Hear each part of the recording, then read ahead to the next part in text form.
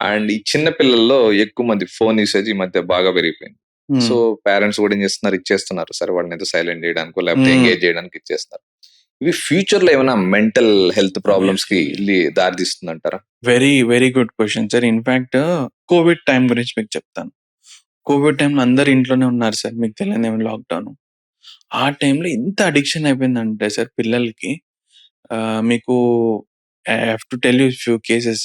ఒక అబ్బాయి 12 ఇయర్స్ అబ్బాయి హి వాస్ స్టడీయింగ్ వెల్, వస్తుంది, మంచిగా చదువుతాడు. ఆ అడిక్షన్ అంతా అయిపోయేసరికి 2 ఇయర్స్ అయిపోయింది. నైన్త్ క్లాస్‌కి వెళ్ళిపోయాడు. అందరిని కోవిడ్‌లో అందరూ పాస్ చేశారు మీకు తెలుసు. అతను అన్నీ చదివిందంతా మర్చిపోయాడు. హ్మ్. So, okay. ఎంత మర్చిపోయాడంటే మళ్ళీ ఏబీసీడీ నుంచి మొదలు పెట్టాల్సొచ్చింది. Oh my God! హ్మ్. నైన్త్ క్లాస్ అబ్బాయి, 14 ఇయర్స్ అబ్బాయి హ్మ్. ఆ అడిక్షన్ వలన మళ్ళీ మొదలు నుంచి పెట్టాల్సొచ్చింది. హుహుహు. Simple logic sir. ఒక థింగ్ మనం కంటిన్యూయస్‌గా చేయకపోతే ఆబ్వియస్‌లీ మర్చిపోతాం. ఎగ్జాక్ట్‌లీ. సో, అంత మర్చిపోవాల్సొచ్చింది. ఏబీసీడీలు మర్చిపోయేంత దాకా అంత వాడికి ఎంత వరకు అడిక్షన్. అంటే అతను యూకేజీ, ఎల్‌కేజీ అంత వరకు పాస్ట్ అంతా మర్చిపోయినట్టు లెక్క. మర్చిపోయింది. సింపుల్ ఎందుకంటే చెప్పలేదు. ఎవరు మాట్లాడలేదు. అవన్నీ అతని మైండ్‌లో నుంచి ఎళ్ళిపోయాయి. Okay. Okay.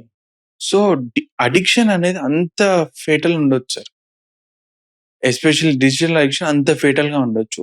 And it will cause massive problems. ఫ్యూచర్‌లో గూడా ప్రాబ్లమ్స్ ఇవన్నీ ఇది ఫ్యూచర్‌లో అయిన పెద్ద ప్రాబ్లమే అయిపోయాడు. కదా!